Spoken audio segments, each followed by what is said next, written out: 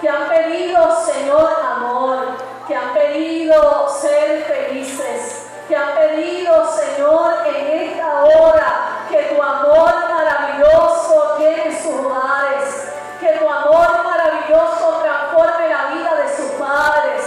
Oh Dios, que en esta hora piden, Señor, para que este mensaje de la Navidad se haga realidad cada día de este año en cada hogar, Señor.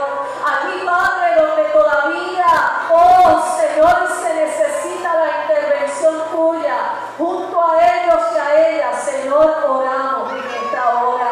Te pedimos, Señor, que nuestros corazones se abran a tu amor, que nuestros corazones se abran a tu quehacer, porque tú, oh Dios, les amas de manera especial. Te pedimos, Señor, que como iglesia les podamos seguir siendo de ejemplo y de bendición a su vida. En esta hora